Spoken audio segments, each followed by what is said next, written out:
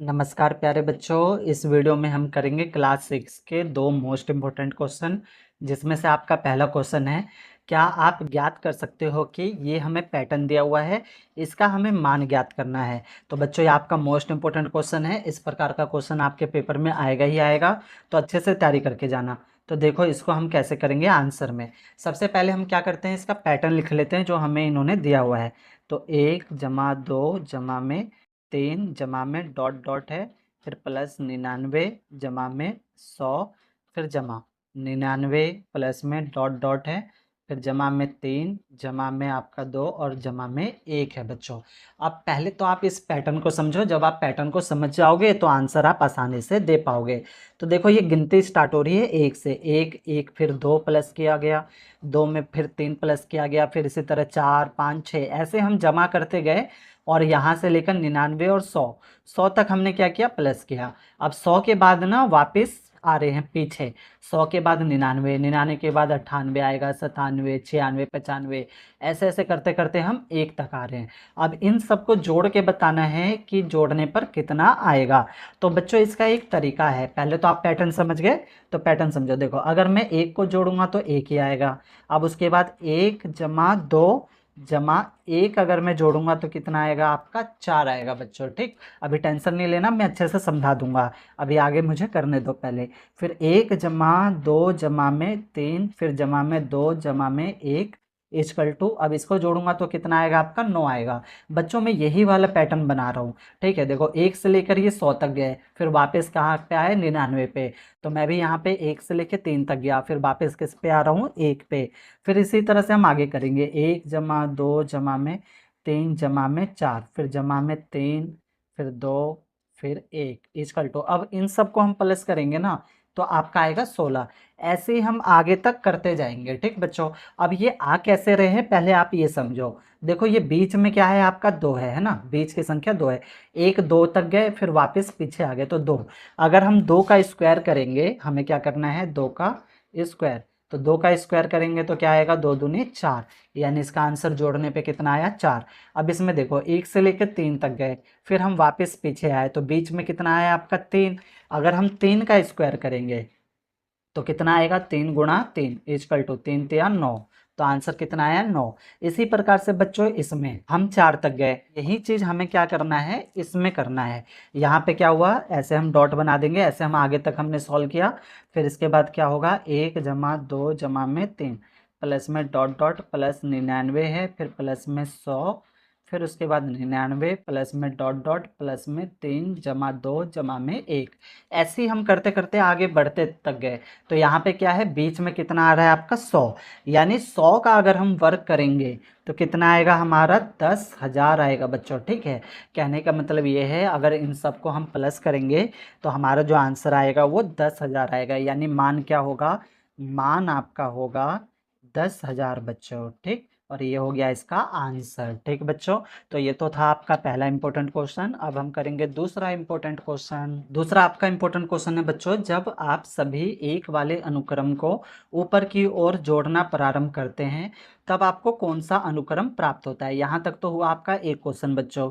फिर आगे पूछा इन्होंने, और जब आप सभी एक वाले अनुक्रम को ऊपर और नीचे जोड़ते हैं तब आपको कौन सा अनुक्रम प्राप्त होता है। तो ये हुआ आपका दूसरा, एक में ही दो क्वेश्चन है, आपको अच्छे से समझ में नहीं आया होगा। अभी मैं कराता हूँ, आपको समझ में आएगा। तो देखो बच्चों, आंसर क्या बोला है, सभी एक वाले अनुक्रम।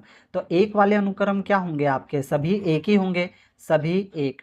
तो सभी एक वाले अनुक्रम यानी सब जगह कितना होगा, आपका एक ही होगा। ठीक है, डॉट डॉट डॉट, ऐसे ऐसे हम आगे बढ़ते जाएंगे।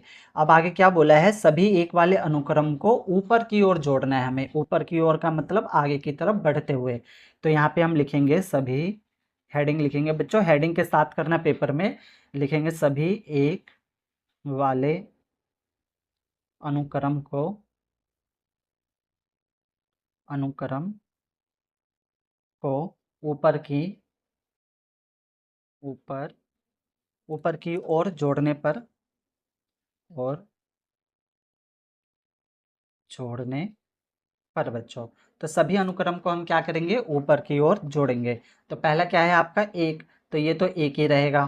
फिर उसके बाद क्या है आपका, एक और एक, तो एक जमा एक, कितना आ जाएगा आपका 2। फिर 1 1 1 तीनों को जोड़ेंगे तो 1 जमा 1 जमा में 1 तो आ जाएगा आपका 3। इसी प्रकार से आगे हम जोड़ेंगे 1 जमा 1 जमा 1 जमा 1 तो कितना आ जाएगा आपका 4। ऐसे ही हम आगे तक जोड़ते रहेंगे तो ऐसे ही हमें संख्या प्राप्त होती रहेगी। क्वेश्चन में ये पूछा है कि जोड़ने पर आपको कौन सा अनुक्रम प्राप्त होता है, तो ये हमने जोड़ तो दिया। अब आप देखो इसको ध्यान से, कौन सा अनुक्रम प्राप्त होता है, हमें गणन संख्याएं प्राप्त होती है। तो गणन संख्या मैंने आपको पहले भी बता रखा है किसे कहते हैं, जो आपका 1 2 3 4 5 6 जो गिनती होती है वो आपकी क्या होती है, गणन संख्याएं होती है। तो हेडिंग हम लिखेंगे सभी एक वाले अनुक्रम को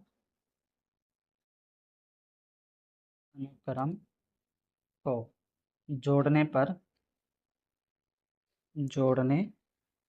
पर ठीक है बच्चों, सभी एक वाले अनुक्रम को ऊपर की ओर बच्चों, ठीक है ना, यहाँ पे लिखेंगे ऊपर की ओर, ठीक है, ऊपर की ओर सभी एक वाले अनुक्रम को जोड़ने पर, ऊपर की ओर, ठीक है, इसको ब्रैकेट में डाल देते हैं। ठीक, तो जोड़ने पर हमें कौन सी संख्या प्राप्त हो रही है, गणन संख्या प्राप्त होगी बच्चों। ठीक है, तो ये तो हुआ आपका एक पॉइंट का आंसर। अब हम करेंगे दूसरे पॉइंट का आंसर। तो दूसरे पॉइंट में इन्होंने क्या पूछा था बच्चों, सभी एक वाले अनुक्रम को ऊपर और नीचे जोड़ना है हमें। तो यहाँ पे हम लिखेंगे सभी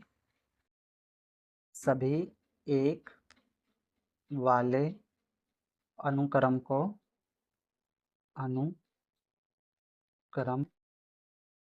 को ऊपर और ऊपर और नीचे जोड़ने पर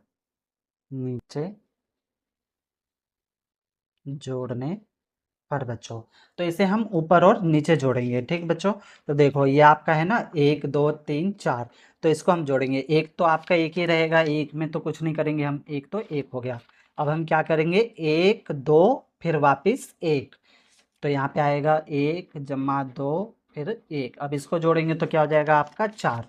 फिर हम करेंगे 1 2 3 फिर वापिस 2 और 1, तो यहाँ पे होगा आपका 1 2 3 फिर 2 फिर 1, इसको हम करेंगे तो आपका आएगा 9। इसी प्रकार से आगे करेंगे 1 प्लस 2 प्लस 3 प्लस 4, फिर वापस आएंगे पीछे 3 2 1, और इसको हम करेंगे तो 16।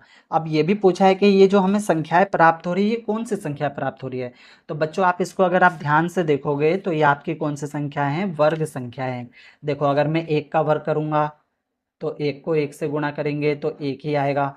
अगर मैं 2 का वर्ग करूंगा, ठीक है, तो 2 का वर्ग करूंगा तो 2 को 2 से गुणा करेंगे तो कितना आएगा आपका 4 आएगा। अगर मैं 3 का वर्ग करूंगा तो 3 का आएगा आपका 3 गुणा 3 यानी 3 3 9, और इसी प्रकार से 4 का करेंगे तो 4 चौक कितना हो जाएगा आपका 16। यानी हमें कौन सी संख्या प्राप्त हो रही है, हमें वर्ग संख्याएं प्राप्त हो रही है। तो बच्चों इसको भी हम हेडिंग के साथ लिखेंगे, पेपर में भी आप हेडिंग के साथ लिखना, सभी सभी एक वाले वाले अनुक्रम को ऊपर और ऊपर ऊपर और नीचे जोड़ने पर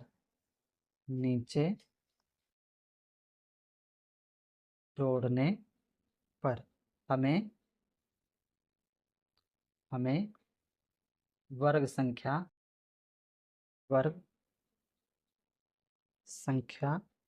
का अनुक्रम